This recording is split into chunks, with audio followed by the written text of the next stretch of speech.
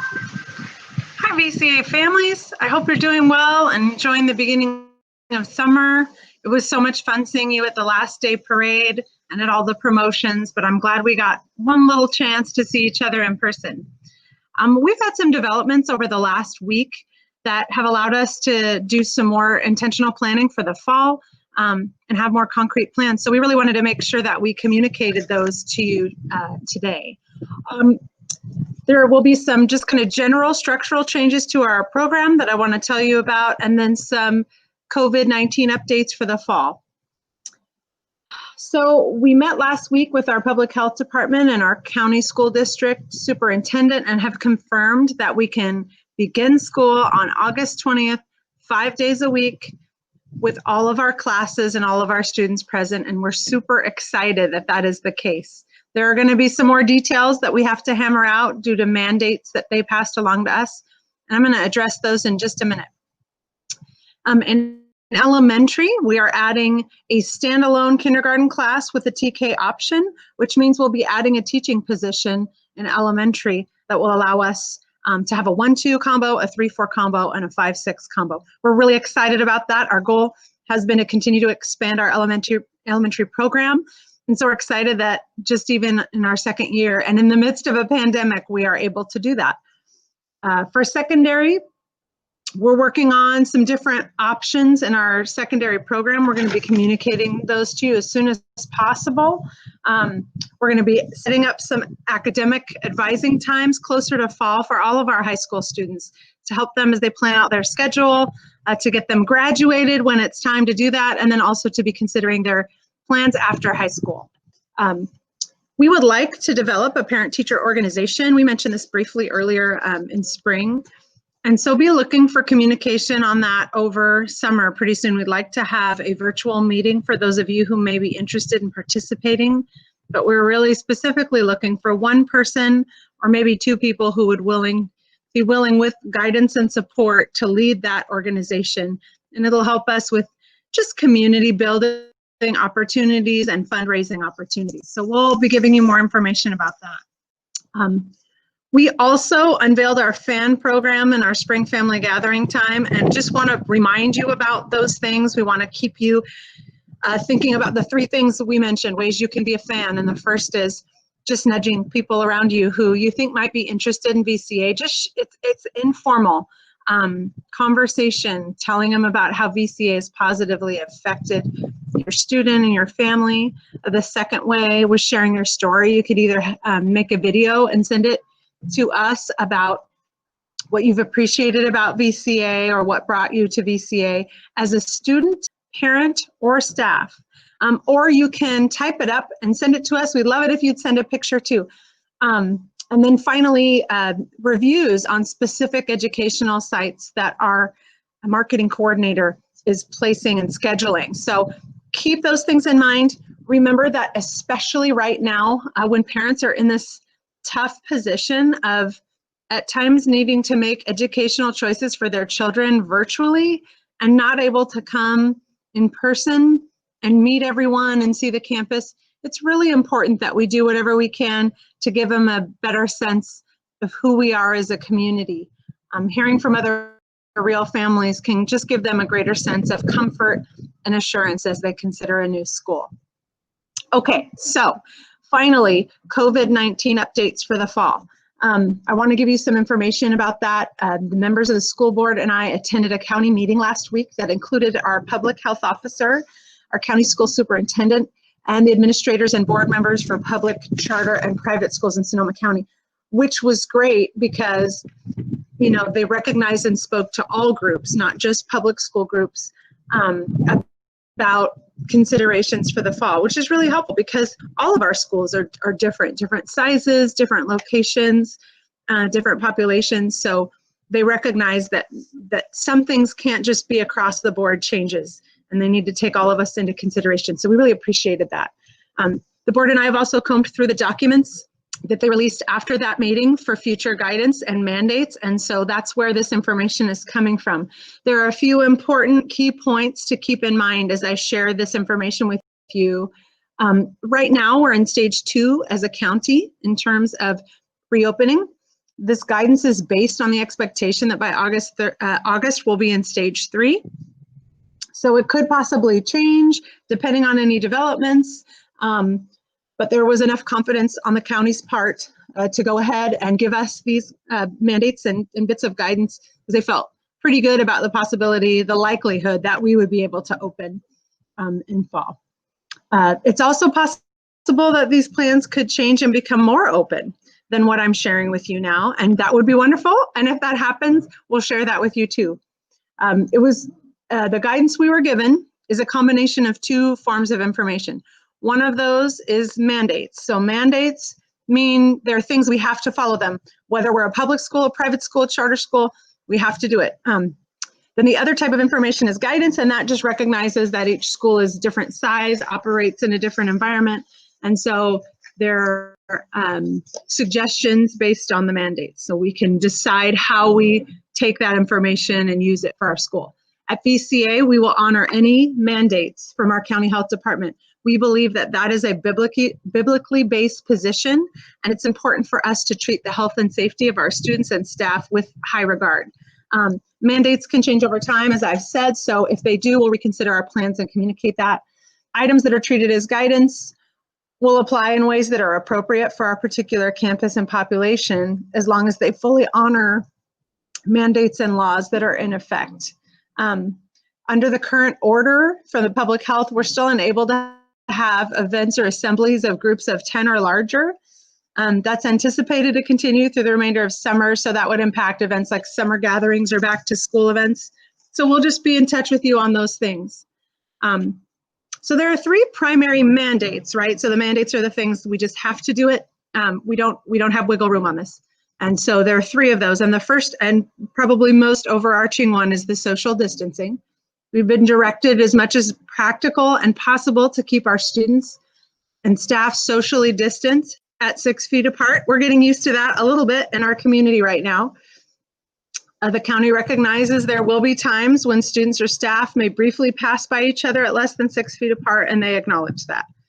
There also may be times where a staff member needs to come closer than that to help a child with something educationally, and there are specific guidelines around how to do that well and safely. That, we'll give you more details as we get closer. We have measured our classrooms and determined that given our current size, we are able to safely accommodate all of our students in the classrooms. This will, however, limit the number of students we can accept before putting them on a waiting list to see if we have enough enrollment to add an instructor. So given this reality, we would ask any of you who have not submitted in a final way your re-enrollment packet to do so as soon as possible. And we would also encourage you to share with anyone you know who's considering VCA to submit their application soon, as we may hit capacity and switch to waiting lists for some of our grades. Social distancing will also impact our procedures in common areas like playgrounds and the gym and locker halls and the office. And so we're making plans for those procedures, and we'll clarify those as we get closer to fall. However, under the current mandates, we're still able to offer PE and music in most cases if we just adjust some of our procedures. And so we're really grateful for that, because that's not going to be true with all schools necessarily. So that's the first and probably biggest mandate, is the social distancing. The second one is face coverings. I know that many of you are concerned about this one, and it's important to note that many in our school community feel very strongly about this issue, but on both ends of the spectrum, they feel strongly. So as believers in Christ, we are encouraged in Scripture to consider one another. Galatians 5:13-14 says, "For you were called to freedom, brothers. Only do not use your freedom as an opportunity for the flesh, but through love serve one another. For the whole law is fulfilled in one word: you shall love your neighbor as yourself." I think this passage encourages us in these matters of kind of personal liberty and preferences, to be careful to consider others and to love them well, particularly when there is a conflict between loving someone else and exercising our own preferences or liberties. For our part as a school, we're simply going to honor the mandates given to us on this matter. to all of the schools in Sonoma County. So there was a little confusion right after the meetings.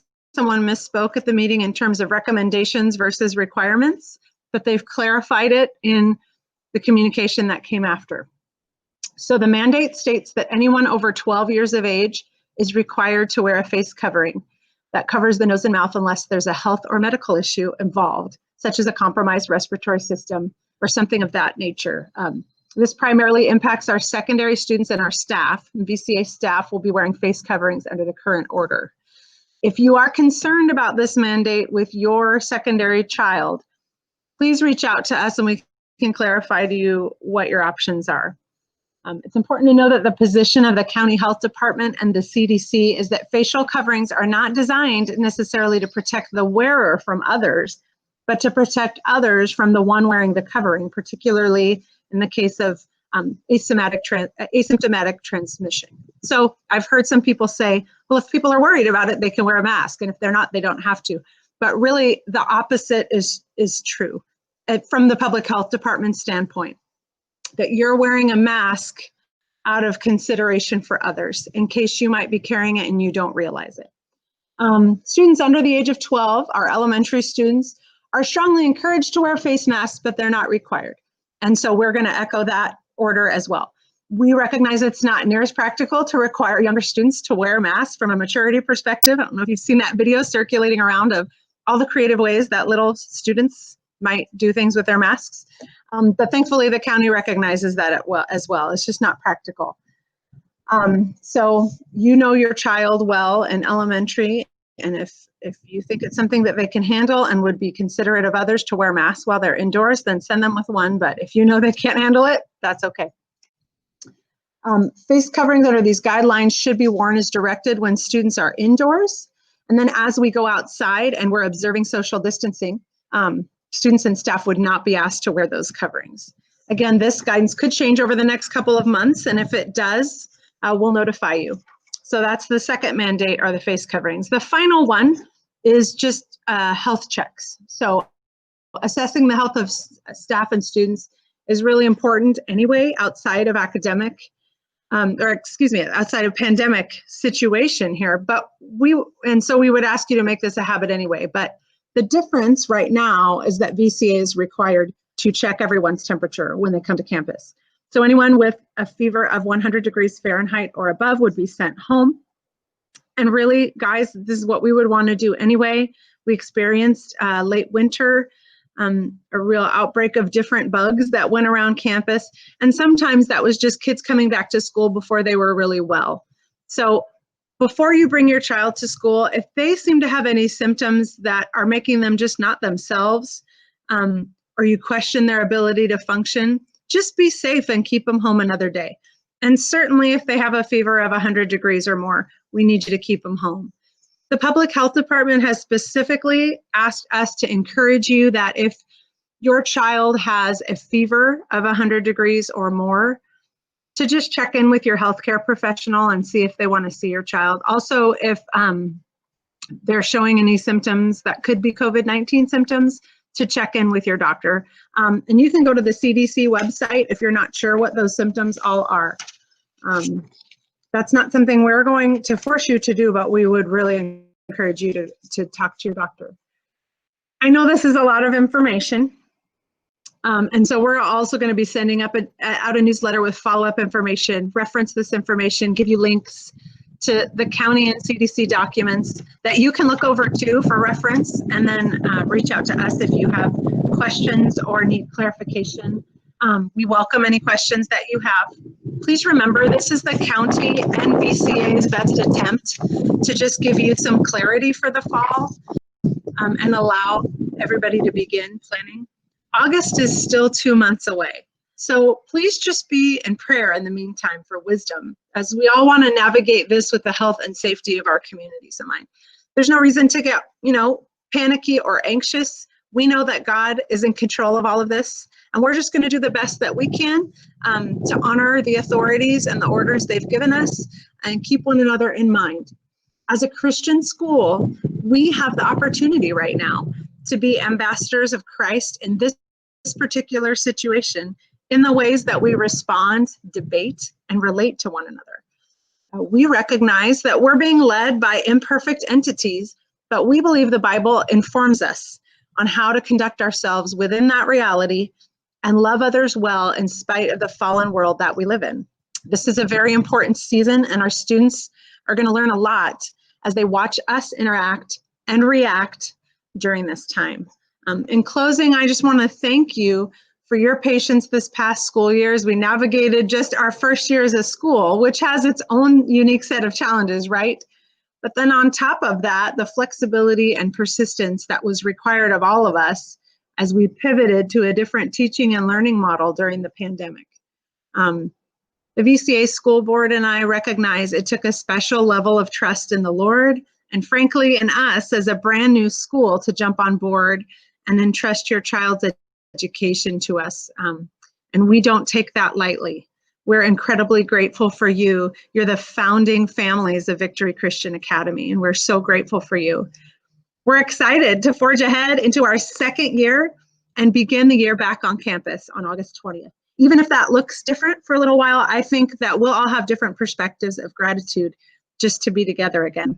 So we'll continue to communicate our updates to you over summer. We can't wait to see you on campus on August 20th. And if you have any questions, just reach out to us at the VCA office. Thanks again, everybody. Have a great summer.